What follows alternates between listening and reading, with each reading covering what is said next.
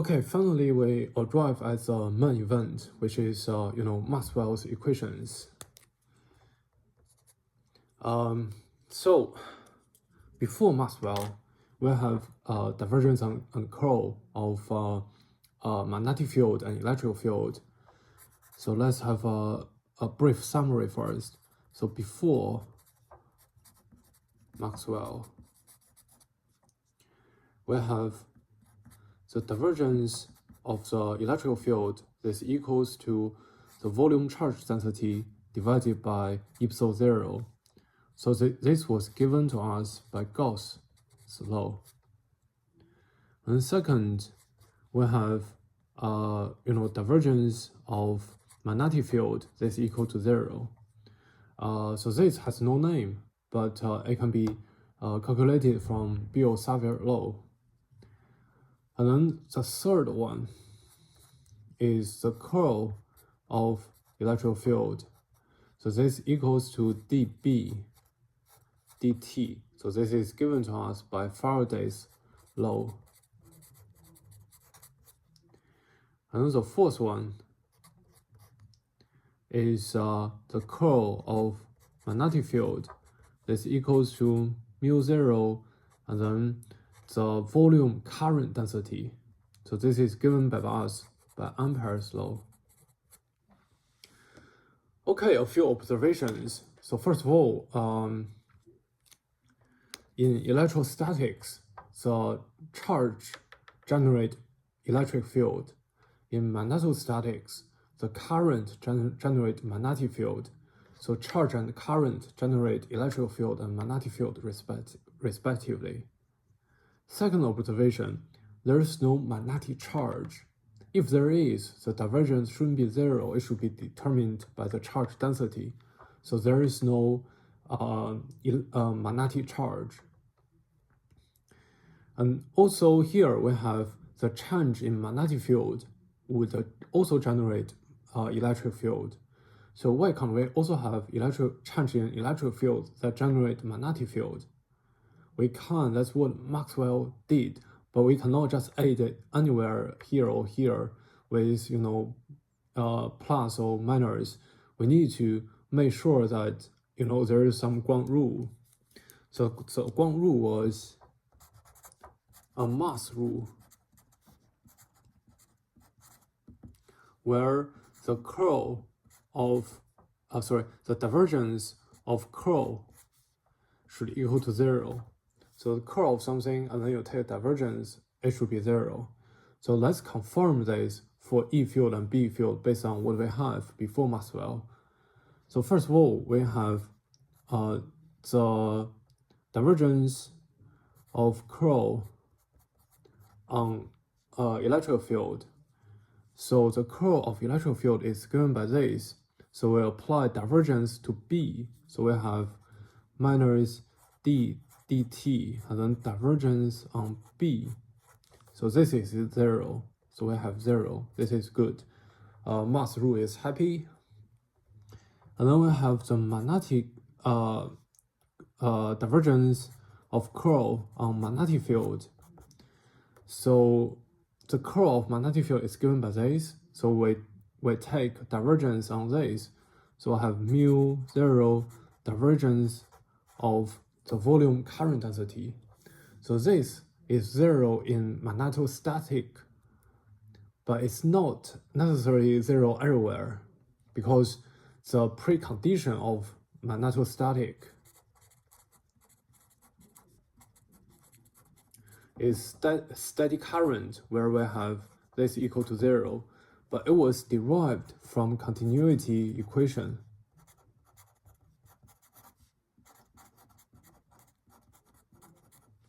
Where the divergence of the volume current density is equal to minus d rho dt. So the divergence of current equals to how much charge we lose over time.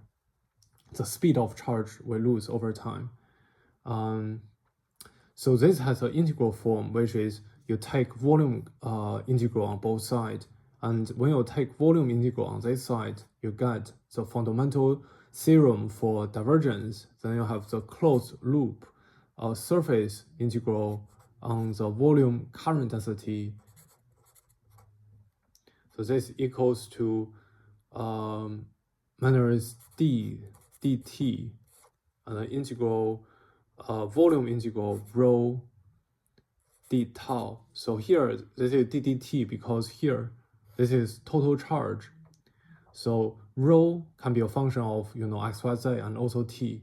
But after we do the volume integral, the only variable is t. So this is not necessarily zero. This is not necessarily zero. But what is rho? Rho is here.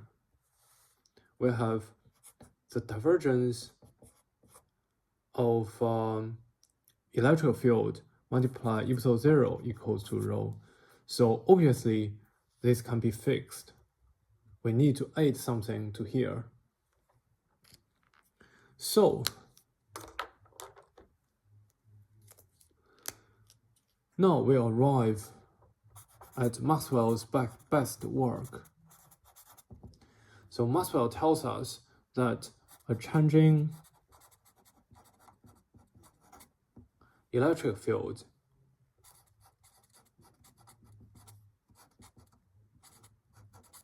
induces a magnetic field.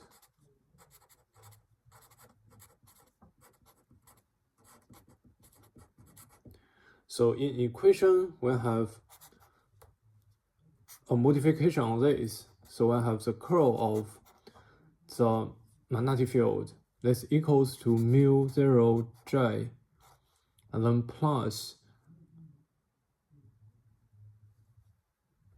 epsilon 0 mu 0 dE dt. So let's confirm the mass rule again. So we have the divergence of curl on the magnetic field equals to mu 0 divergence of the volume charge density plus epsilon 0 mu 0 and then d dt, and then divergence on the electric field. So this from here, from Gauss law, this equals to rho divided by epsilon 0. So then we have mu 0 divergence of j plus mu 0 d dt rho. So now if the continuity equation stands, then this equals to 0, 0, vice versa. So if this is equal to 0, then continuity equation stands. So this is kind of, amazing. So let's summarize Maxwell's equation.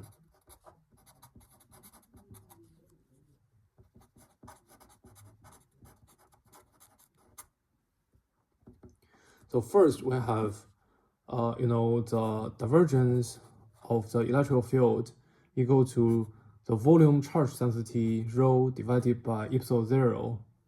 So this is given by us by Gauss law. And the second, we have the divergence of magnetic field equal to 0. This has no name. Like a girl has no name. If you watch Game of Thrones, that's kind of like a important line. But anyway, you can also derive this from Biot-Savart law. So that law is also covered. And then the third is the curl of electric field.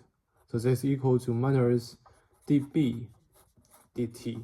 This is given by us by Faraday's law. And then the last one is the curl of the magnetic field equals to mu 0, the volume current density, and then epsilon 0, mu 0, and then dE dt. Yes. And this is given to us by Ampere and Maxwell. So this basically beautifully summarizes electromagnetism, but we also have two very important, complements. The first one is continuity equation,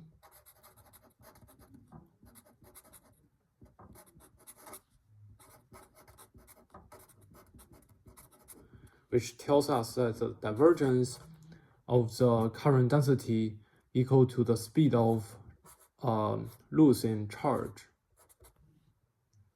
And then we also have, Lorentz force law,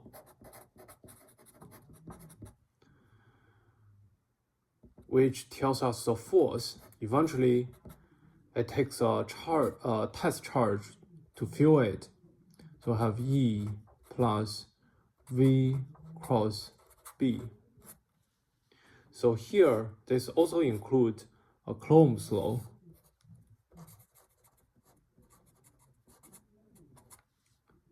And this one has no name, but it's kind of derived from Field-Savart law.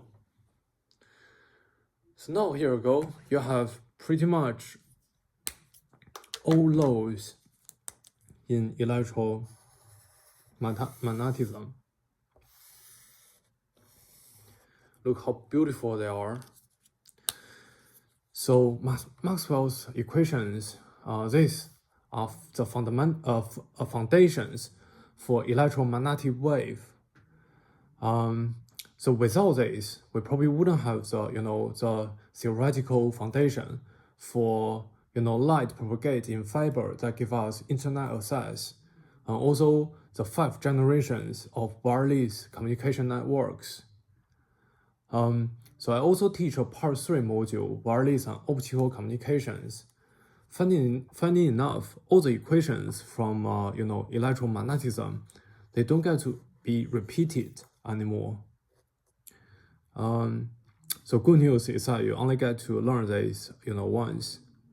But I hope you appreciate how amazing these equations are, and appreciate your university major that you chose to study that's related to electronic engineering, because electromagnetism really is at the center of electronic engineering, and Maxwell's equation is at the center of electronic engineering. And today you get to meet Maxwell's best work. Okay, thanks.